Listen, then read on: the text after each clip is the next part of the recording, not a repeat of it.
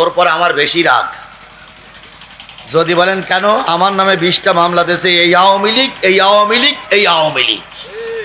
আমি 5 দিন আয়না ঘরে ছিলাম এই আওয়ামী লীগের কারণে, 5 দিন রিমান্ডে ছিলাম এই আওয়ামী লীগের কারণে, 5 দিনের ভিতরে আমার মোটর চোখ খুলিনি এই আওয়ামী লীগ। বাক বাকুম বেরি করে দেওয়া হবে। কথা বলেন, রাজনীতি করার অধিকার অবশ্যই আছে, কিন্তু এদেরকে যদি আবার এদেশে মাথা উঁচু করে দাঁড়াতে দেওয়া হয়, তাহলে নিঃসন্দেহে আল্লামা সাঈদীর আত্মা কষ্ট পাবে। কারণ এরাই ষড়যন্ত্র করে আল্লামা সাঈদীকে মেরে দিয়েছিল। কথা বলে ঠিক না ঠিক? এদের ষড়যন্ত্রের কারণে হেফাজতের আলেমরা গুলি খেয়ে মেরেছে, এদের ষড়যন্ত্রের কারণে বিডিআর হত্যা হয়েছে, এদের ষড়যন্ত্রের কারণে 5ই আগস্ট অগণিত মানুষের জীবন দেওয়া লেগেছে। আজকের এই মাহফিলে উপস্থিত দিনদার, পরেশগার, মুত্তাকি মুসলমান ভাই ও বন্ধুগণ, পর্দায় অবস্থানরত শ্রদ্ধাশীলা মা ও বোনেরা, সকলকে নিয়ে আবারও সালাম বিনিময় করছি। আশা করছি সালামের জবাবটা সকলের পক্ষ থেকে জোরে সোরে পাবো। আসসালামু আলাইকুম ওয়া রাহমাতুল্লাহি ওয়া বারাকাতুহু। আল্লাহ পাকের দরবারে লক্ষ কোটি শুকরিয়া, যিনি প্রচণ্ড কাজের ভিতরে এখন মানুষের এমন ব্যস্ততা যে পায়খানা পেশাব লাগলেও সেই নিয়ে সারার মতন পরিবেশ নেই নাকি, সব মাঠে ঘাটে ব্যস্ত। তো সেই ব্যস্ততার ভিতরে, দারুণ কর্মব্যস্ততার ভিতরে শুধুমাত্র কেবলমাত্র একমাত্র কোরআনের টানে, কোরআনের আহ্বানে আল্লাহ রাব্বুল আলামিন আপনাকে আমাকে বিভিন্ন ঘর থেকে এক জায়গায় কবুল করেছেন। যে মালিক আপনাকে আমাকে কবুল করলেন, সেই মালিকের শুকরিয়াটা আসতে না জোরে, কারোর জবান বন্ধ থাকবে না, সকলে মিলে বলছি আলহামদুলিল্লাহ। আরেকটু জোরে বলুন তো আলহামদুলিল্লাহ। আল্লাহ বলতেছেন, কুল লাউ কানাল বাহরু মিদাদান লিকালিমাতি রাব্বি লানাফিদাল বাহরু ক্বাবলা আন তানফাদা কালিমাতু রাব্বি ওয়ালাউ জিইনা বিমিসলিহি মাদাদা। কোরআন তেলাওয়াতের পরে যারা আল্লাহু আকবার বলবে, আল্লাহ তাদের জান্নাতে যাওয়ার পথ সহজ করে দিবেন। জোরে বলুন আল্লাহু আকবার। আরেকটু জোরে বলুন আল্লাহু আকবার। কুল্লাউ কানাল বাহর, হে নবী আপনি বলে দিন, পৃথিবীতে যত সাগর আছে, পৃথিবীতে যত নদ নদী আছে, পৃথিবীতে যত খাল বিল আছে, পৃথিবীতে যত পুকুর পুষ্করণী আছে, এক কথায় পৃথিবীতে যত পানির উৎস আছে, সব পানিগুলো যদি কালি হয়ে যায়, পৃথিবীর যত গাছ আছে সব গাছগুলো যদি কলম হয়,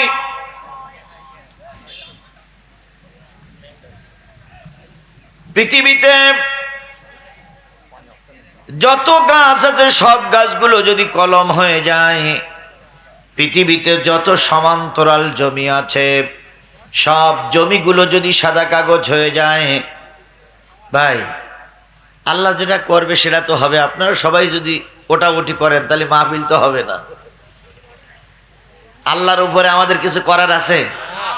এই পর্যন্ত সময় যে আল্লাহ দিয়েছে এটাই তো আলহামদুলিল্লাহ নাকি? আচ্ছা বলুন তো, আপনাদের বাড়ি বেশি দূরে না আমার বাড়ি বেশি দূরে? তা আমার বাড়ি বেশি দূরে যদি হয় তা আমি ব্যস্ত না, আপনি এত ব্যস্ত হচ্ছেন কেন? আপনি তো এক দৌড় দিয়ে চলে যাবেন বাড়ি। আসুন আমরা কিছুক্ষণ প্রয়োজনীয় কথা বলি, খুব বেশি ভূমিকায় না যেয়ে। আল্লাহ রাব্বুল আলামিন বলতেছেন, পৃথিবীর সব পানিগুলো যদি কালি হয়ে যায়, পৃথিবীর সব গাছগুলো যদি কলম হয়, পৃথিবীর সব জমিগুলো যদি কাগজ হয়, গাছ নামক কলম দিয়ে, সাগরের পানি নামক কালি দিয়ে, সমান্তরাল জমির উপরে কাগজের উপরে তোমার রবের কথা লিখতে যদি শুরু করো, লিখতে লিখতে লিখতে লিখতে সব কাগজ শেষ হয়ে যাবে। সব কলমগুলো ফুরায়ে যাবে, সব কালিগুলো ফুরায়ে যাবে। আরেকটা সাগরের পানি নামক কালিও যদি নিয়ে এসো, সেটাও শেষ হয়ে যাবে, তবু তোমার রবের কথা লিখে শেষ করা যাবে না। বলুন তো সেই রবের নাম কি? আরেকটু জোরে বলেন, সেই রবের নাম কি? আল্লাহ আপনাকে সুস্থ রেখেছেন, আজকের এই মাহফিল পর্যন্ত আসার তৌফিক দিলেন, রাত 10:30 11টা পর্যন্ত এই খোলা ময়দানে আপনাকে আমাকে কবুল করলেন যে মালিক, সেই মালিকের শুকরিয়াটা আসতে না জোরে, কারোর জবান বন্ধ থাকবে না, সকলে মিলে বলছি আলহামদুলিল্লাহ। সর্বকালের সর্বশ্রেষ্ঠ মহামানব যিনি এসেছিলেন পৃথিবীর এমন একটা সময়, যে সময়ে মানুষের মনুষ্যত্ব বলে কোনো জিনিস ছিল না, মানুষ যা খুশি তাই করত, কারোর কাছে ধরা ছোঁয়ার ভিতরে ছিল না, নিজেকে যেটা ভালো মনে করত সেটাই করত। একটা জানোয়ার, একটা গরু, একটা পশুরে তাও হাই হুই করলি বুঝত, কিন্তু সেই সমাজের মানুষগুলো একটুও বুঝত না।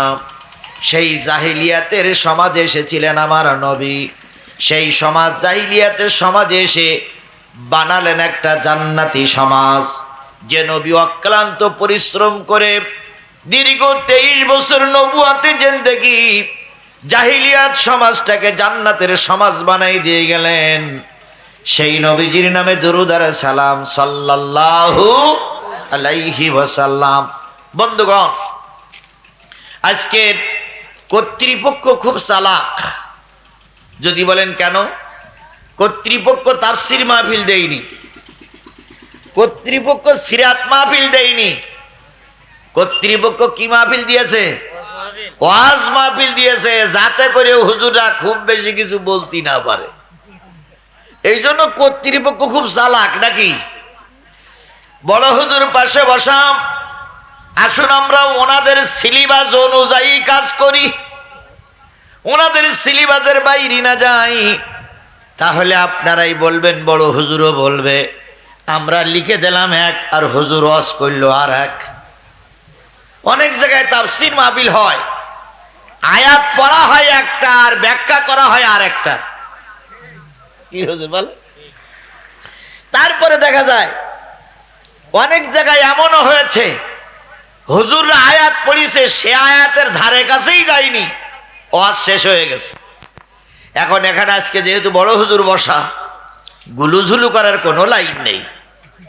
গুলুঝুলু যা হয়েছে বিগত 16.5 বছর হয়ে গেছে নাকি? এখন আর কোনো গুলুঝুলুর ব্যবসা চলবে না। কথা বলে, সব বক্তাকে সঠিক কথা বলতে হবে, সব বক্তাকে সত্য কথা বলতে হবে। আগের মতন তেল মারা ওয়াজ এখন আর চলবে না। কথা বলেন ঠিক না বেঠিক? যে বক্তাই তেল মারবে সেই বক্তাকে মঞ্চের থেকে জনগণ নামিয়ে দেবে। তাহলে এই মাহফিলটার নাম কি? ওয়াজ মাহফিল। ওয়াজ মাহফিল মানে হলো, ওয়াজ মানে নসিহাত, আর যেই মজলিসে মানুষকে নসিহাত করা হয় সেই মজলিসটার নাম হচ্ছে ওয়াজ মাহফিল। তাহলে আপনারা দিয়েছেন কি মাহফিল? তাহলে এবার ওয়াজ মাহফিলই যাই। আল্লাহ রাসূল বলতেছেন, আদ-দীনু নাসিহাতুন সালাসা কুল্লু লিমান ক্বালা লিল্লাহ ওয়া লিরাসূলিহি ওয়া লিকিতাবিহি ওয়া লিআইম্মাল মুসলিমিনা ওয়া আম্মাতিহিম। নবী বললেন, দিন একটা নসিহাত, দিন একটা উপদেশ, দিন একটা ওয়াজ, দিন একটা নসিহাত, দিন একটা উপদেশ। সাহাবী আজমাইনগণ বলেন, ইয়া রাসূলুল্লাহ, বক্তা যখন উপদেশ দেবে, বক্তা যখন ওয়াজ করবে, বক্তা যখন নসিহাত করবে, তখন বক্তা কয়টা বিষয়ের উপরে কথা বলবে? ভালো করে খেয়াল করেন। তাহলে ওয়াজ মাহফিল যদি হয়, সাহাবীগণ বললেন বক্তা যখন ওয়াজ করবে তখন বক্তার বিষয় কয়টা জিনিস থাকবে, বক্তা কয়টা বিষয়ের পর ওয়াজ করবে? হুজুর বললেন, বক্তা যখন ওয়াজ করবে বক্তার আলোচনার বিষয় থাকতে হবে 5টা। কয়টা?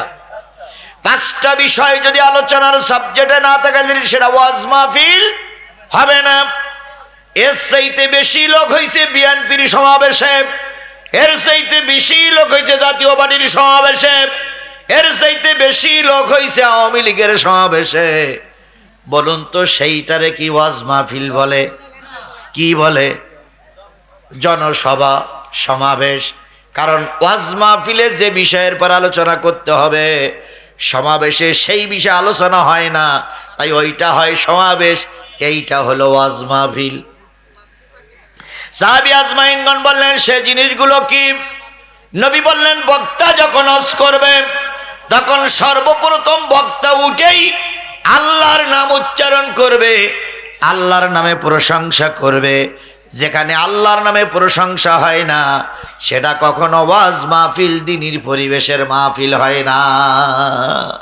জাতীয় সংসদে এর আগের এমপিরা ঘন্টার পরে ঘন্টা কথা বলতেন, একটা বারের জন্য আল্লাহ রসুলের নাম উচ্চারিত হতো না, বরং আল্লাহ এবং রসুলের নামকে উচ্চারণ করলে তাকে বলা হয়তো মৌলবাদ, তাকে বলা হয়তো রাজাকার, তাকে বলা হয়তো পাকিস্তানের দালাল, তাকে বলা হয়তো কি বলে মৌলবাদী তালেবানদের গ্রুপ। আল্লাহর কি খেলা! যারাই তালেবান বলে মৌলবাদ বলে গালিগালাজ করতো তারা গোষ্ঠী শুদ্ধ পালিয়ে গেছে, আর হুজুররা এখন গোটা দেশে মাতবাড়ি করে বেড়াচ্ছে। এ খেলা কার? আরো জোরে বলতে হবে, এ খেলা কার? বাবা ওই কারোর টাক দেখেছেন কারোর মাথায়? আচ্ছা বলেন তো একদিনই কি টাক পড়ে? একদিনই টাক পড়ে? কি হয়? আজকে দুটো চুল ওঠে, কালকে তিনটে নেই, পরশুদিন চিরনির মাথায় 22টা, বছর কানে পরে আয়নার সামনে যেয়ে দেখে সব টাক টাকা ফক ফকা, মানে কেউ নেই, সব ফাঁকা। তা আপনারা যেরম ভাবে উঠতেছেন,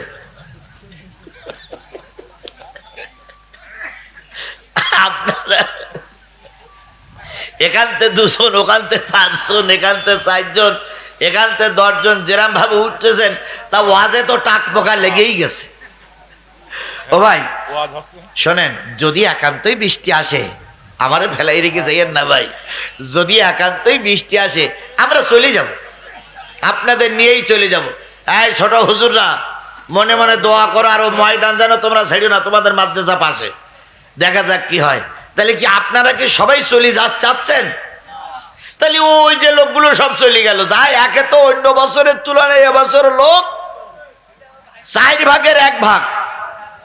আমি যখন বক্তৃতা করতে এসেছি তখন ওই যে সাদা একটা খুঁটি না কি দেখা যায়, এরকম ফুল লোক আমি পেয়েছি। আজকে এসে দেখেছি অর্ধেকেরও মানে 3 ভাগের 1 ভাগ। তারপরে আল্লাহর কি খেলায় একটু বোম ফেলেছি, আল্লাহ বোম এখনো ফেলিনি, বোম ফেলার একটা, আর সেই বোমে সব চলে গেছে। আর যদি প্রকৃত আবার ওই কি বলে ভারত হলে আবার যদি একটা বোম ফেলে, তা আপনারা যে বিএনপি জামাতের পক্ষে থাকবেন এটা আমার তো বিশ্বাস হচ্ছে না ভাই। এখনো বোম পড়িনি, তাই যদি এই অবস্থায় আর প্রকৃত বোম যদি পড়ে তাহলে আপনাদের পাওয়া যাবে? আল্লাহ আমাদের হেফাজত করুক। যে কজন আছেন আর ওটা ওটি করি না, টাক পোকা আর লাগাইয়েন না, যে পর্যন্ত আছেন ওই পর্যন্ত থাকেন, এই পর্যন্ত থাক। ওই বজলুর রশিদের একটা ওয়াজ শুনেছেন আপনারা? তা বজলুর রশিদ বলতেছে যে স্কুলে মাস্টার ছাত্রের কাছে জিজ্ঞেস করছে, খোকা বলো দিন একই জিনিসের বিভিন্ন নাম, সে জিনিসটা কি?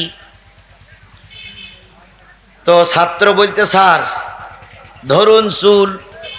তা বলতে তুই একটু ব্যাখ্যা কর। তা বলতে, স্যার মাথায় থাকলে কি বলেন? চুল। ওই একই জিনিস মাথার থেকে একটু নিচে নেমে আসলে কি? ভুরু। ওই একই জিনিস ওখান থেকে আর একটু নিচে নেমে আসলে কি? মোষ বা গোপ। ওই একই জিনিস আর একটু নিচে নেমে আসলে কি? দাড়ি। ওই একই জিনিস আর একটু নেমে আসলে বগলের চুল। এইবার বলতেছে তুই এক জিনিস নামাতি নামাতি বগল পর্যন্ত নামাইছিস, খোকা তোর হাতে ধরি পায়ে ধরি আর নামাইস নে, কারণ এবার নামালি ইজ্জত সব পাঞ্চার। তো আমিও বলতেছি ভাই আপনারা যে কজন গেছেন আজ যাইয়েন না, তাহলে আমাদের ইজ্জত পাঞ্চার হয়ে যাবে। আল্লাহ আমাদের কবুল করুক। আল্লাহ একান্তই যদি তোমার নির্ধারিত বিধান থাকে তুমি বৃষ্টি দিলে আমরা তোমার কাজে বাধা দেব না। আর যদি একটু দয়া করো মাবুদ, এত বড় মাদ্রাসার একটা প্রোগ্রাম, যদি একটু দয়া করো আমাদের জন্য একটু সময় যদি দাও সেটাও তোমার ব্যাপার, যদি নাও দাও সেটাও তোমার ব্যাপার। আল্লাহ আমাদের সবাইকে অল্প সময় কবুল করুক, সকলে মিলে বলুন আমিন। আমার ভাইরা, তাহলে আদ-দীনু নাসিহাতুন সালাসা, দিন একটা নসিহাত। এই দিনের নসিহাতের উপদেশ দেওয়ার সময় কয়টা জিনিসের কথা বলা লাগবে? এক নম্বর কার কথা? আমরা কি আল্লাহর প্রশংসা করেছি? এই উঠি, আমরা আল্লাহর প্রশংসা করিনি। দুই নম্বর রসুলের কথা, আমরা রসুলের নামে দুরূদ শরীফ পড়েছি না পড়িনি? পড়েছি। তিন নম্বর ওয়ালি কিতাবিহি, যদি ওয়াজ মাহফিল হয় তাহলে কিতাব থেকে আলোচনা করা লাগবে। বলুন তো পৃথিবীতে যত বই বা কিতাব আসছে সব কিতাবের ভিতরে কম বেশি ভেজাল আছে, একটা জিনিসের ভিতরে মোটেও ভেজাল নাই। সেই জিনিসটার নাম কি?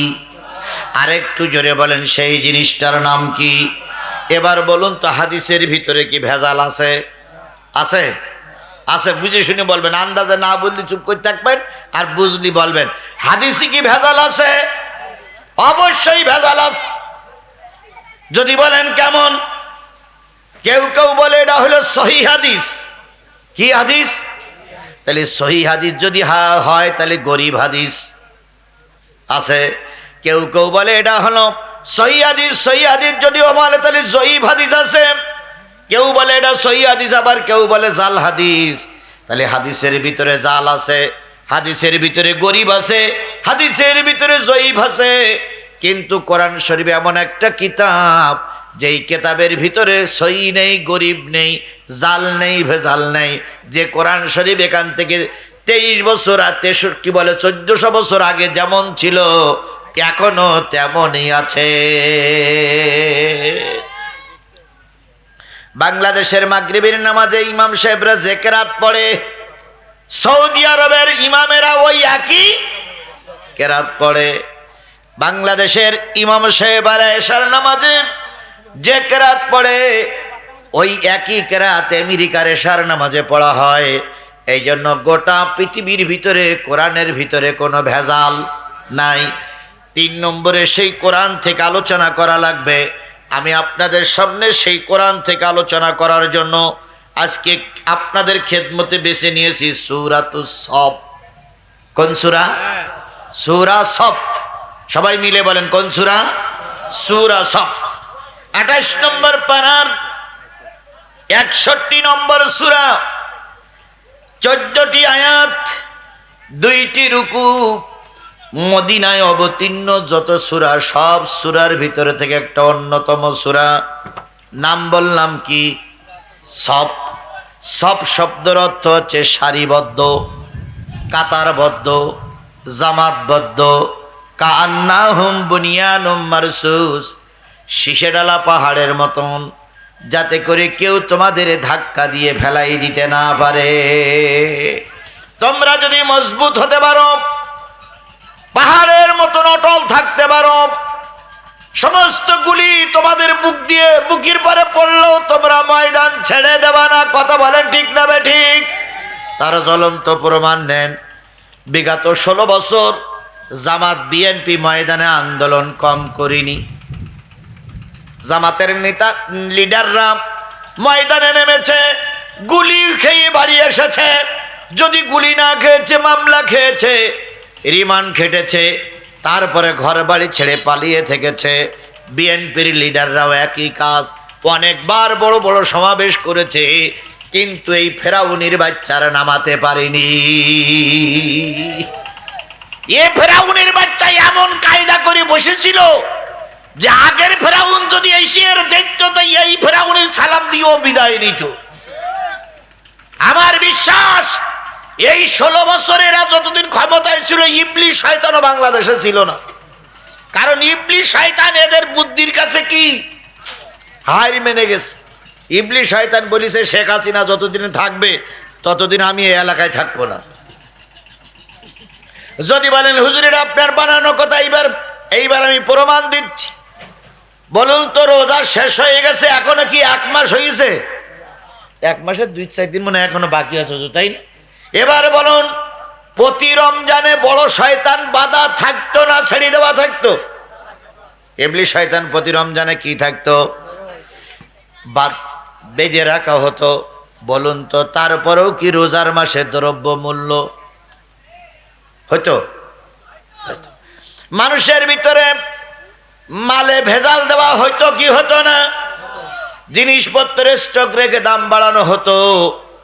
প্রতি বছর দেখা যেত যে ওরা অনেক চেষ্টা করে কিছুই করতে পারত না। কারেন্ট ঠিক মতন দিতে পারত না। সেহারির সময় কারেন্ট থাকলে ইফতারির সময় থাকে না, ইফতারের সময় থাকলে সেহারির সময় থাকে না। কিন্তু বুকে হাত দিয়ে চৌগাছার মুসলমানরা বলুন তো, এবছর রোজা ভালো হয়েছে না খারাপ হয়েছে? ঈদের সময় কোনো সমস্যা কি হয়েছে? তাহলে কেন হয়নি? প্রতি বছর বড় শয়তান বন্দী থাকতো কিন্তু সমস্যা দূর হতো না। এবছর শয়তান বড়টা বন্দী হলো, তারপরে এবছর কোনো সমস্যা হলো না। কারণ হলো প্রতি বছর বড় শয়তান বন্দী থাকতো কিন্তু শেখ হাসিনা শয়তান খোলা থাকতো। এবছরে শেখ হাসিনা শয়তান বন্দী, এই জন্য রোজা ভালো হয়েছে।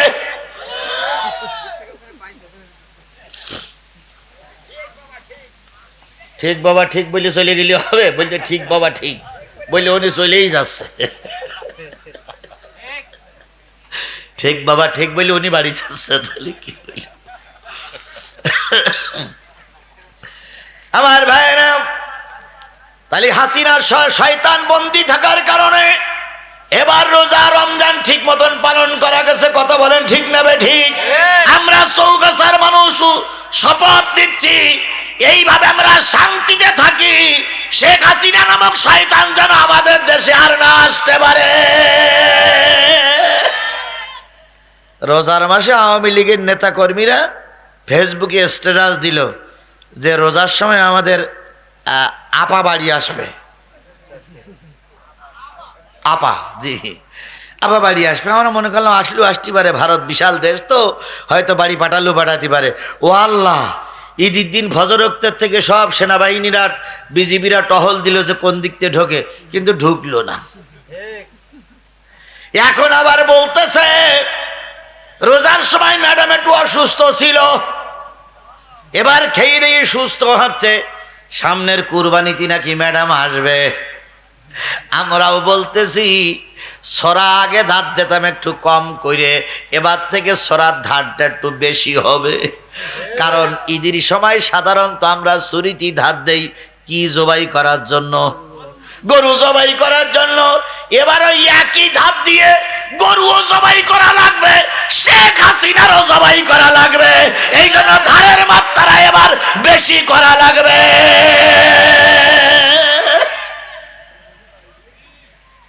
এইসো দেখ কেরাম পারো, এইসো। আমরাও সরাই ধার দিয়ে বসে আছি। কথা বলেন, কথা বলেন, কথা বলেন। বাক বাকুম বেরি করে দেওয়া হবে। কথা বলেন।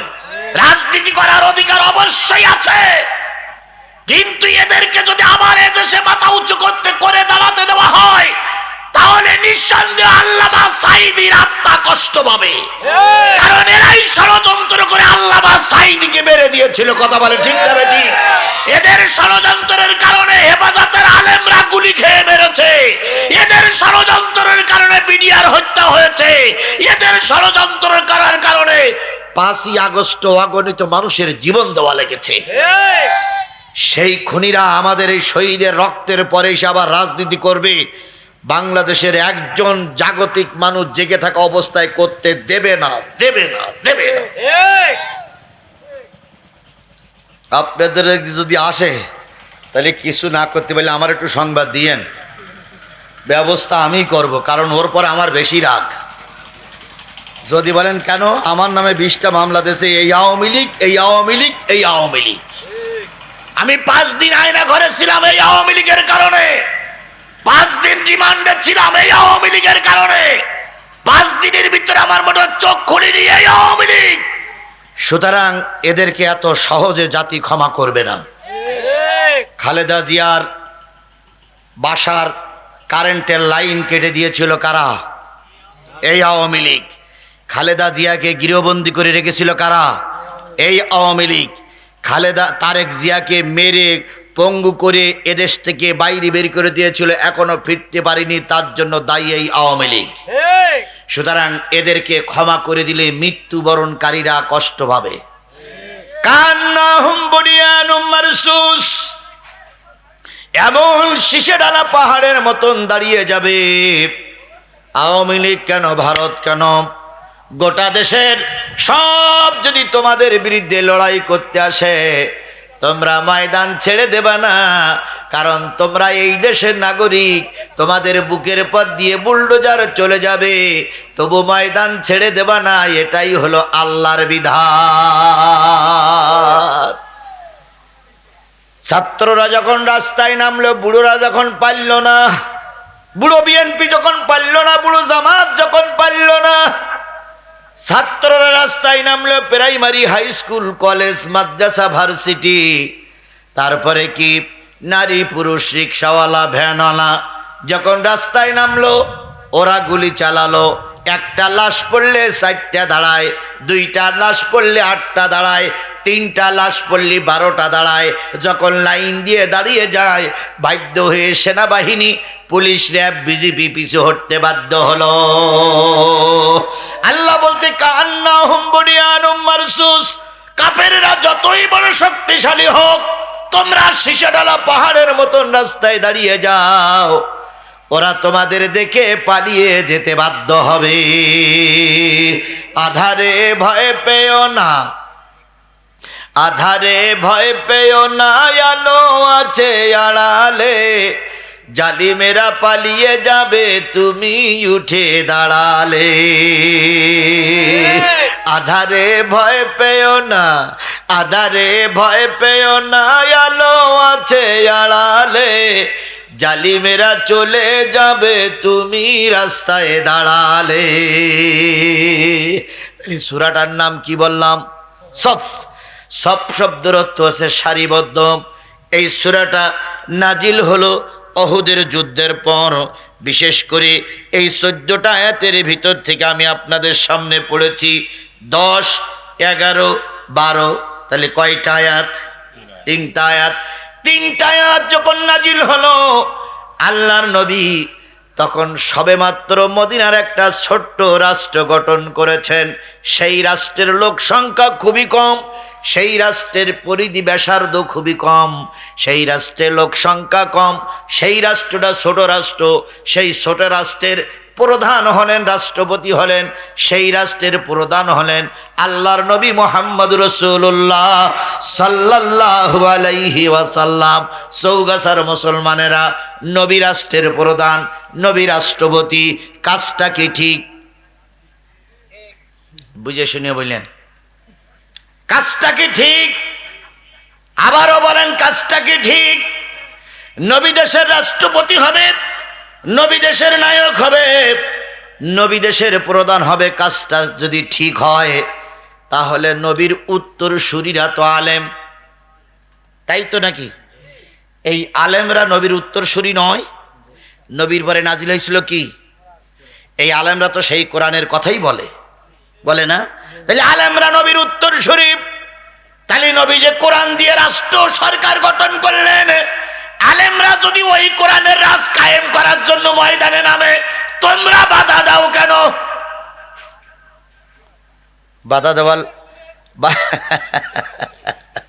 বাধা দেওয়া লোক আছে না নাই?